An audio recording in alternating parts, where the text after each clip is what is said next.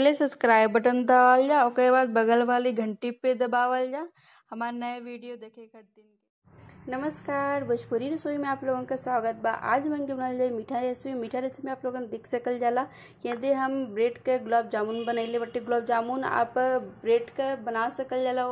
जौन ब्रेड के पीस रहा आरी आरी के काट के, बस सादा सफ़ेद ब्रेड का, या तो आप जमन घर में ब्रेड बच जाता, जैसे कि हमके पिछला वीडियो डालल गई ओमे हमन के जब चॉकलेट के बनावल गए जब साइड के हमके काटल गए ओकर जब बचल रहा है, हम आप लोगों के बता चलिए दूध में डाल के खाइल जा, चाय के साथ खाइल जा, बहुत टेस्टी लगला। तो वो ब्रेड के बचल यहाँ हम ब्रेड गुलाब जामुन बनैले बाटी। तो चलिए कि अब हमके बनावल शुरू कर लिया। बहुत ही आसान रेसिपी बा और नीचे कमेंट में जरूर बताओ लिए कैसन लगल। तो चलिए बनावल शुरू कर लिया। तो सबसे पहले हमन के गैस पे चाशनी रख देवल जाए। तो सबसे पहले हमन के चाशनी तैयार कर लेवल जाए। इधर हमन के चाशनी हुई, दूसरे तरफ हमन के ब्रेड तेंते देखल जा। हम ब्रेड के अच्छा से मिक्सर में डाल के एकदम चूरा बना ले टे, चाहते हाथ से भी मैश कर सकल जाते, मिक्सर में भी डाल देवल जा।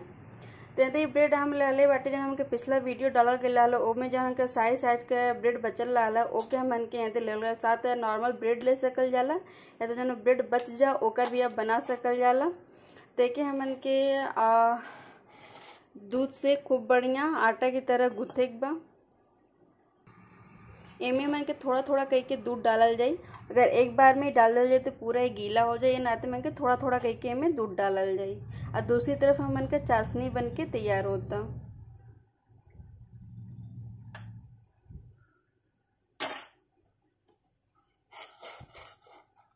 एक बार में दूध बिल्कुल भी नहीं डालल जाई, नहीं तो हमन के ये गीला हो जाए।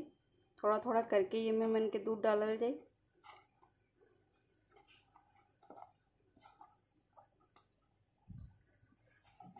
ये देखल जाए यदि हमन के आटा की तरह सना गए बा कि नहीं, थोड़ा सा हार्ड बा, तो हमन के थोड़ा सा दूध डाल के और मुलायम कर जाए। हमें ना ज़्यादा गीला चाहिए और ना ही ज़्यादा टाइट चाहिए, मीडियम में रहे।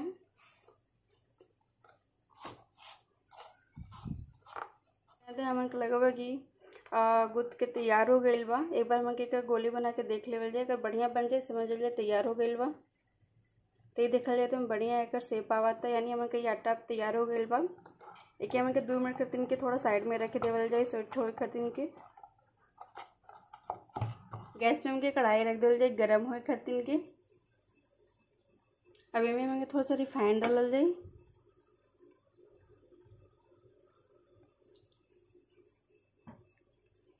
अभी गरम होए रख देवल जाए हमन के।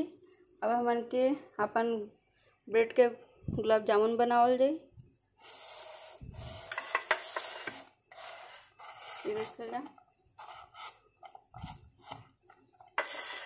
के देखल जब काजू के एकदम बारीकी काट ले बाटी में थोड़ा सा भरे खातिर के, तब हम के बनावल शुरू कर जाए।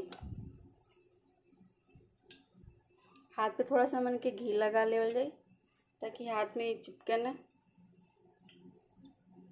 अब बनावल जाए मन के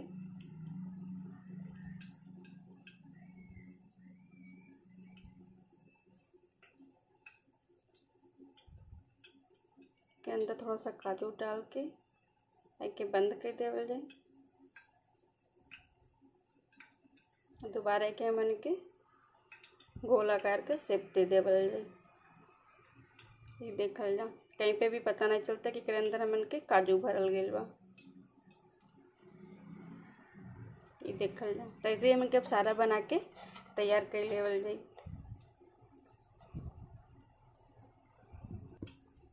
ये देखल जा ये तरह से मन के भरे के एक के बंद करके दोबारा गोल आकार के देखल जाए। हमन के सारा बन के तैयार हो गइल बा।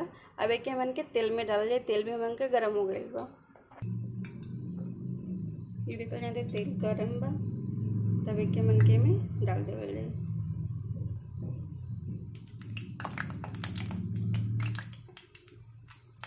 पास पे हमन के तले के ये देखल जा लगभग हमन के यहाँ दे तैयार हो गल बा। जब एकदम सुनहरा कलर हो जा तब हमन के गैस बंद करे बा। तो आप लोग देख सकल जाला कितना बढ़िया कलर आइल बा। तब एक यहाँ दे हम गैस अब बंद कर देबा।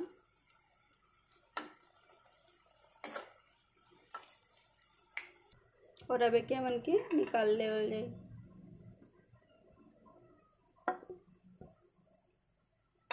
ये देखल जा कितना बढ़िया कलर आयल बा, एकदम गुलाब जामुन हमन के जैसे मार्केट में लेके खाइल जाला।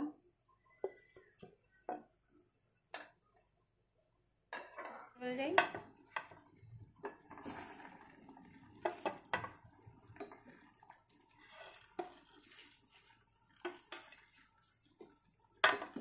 आज चाशनी के अंदर हम 1-2 मिनट गैस ऑन करके ही छोड़ देवल जाई। 2 मिनट बाद हमन के वापस निकाल लेवल जाई।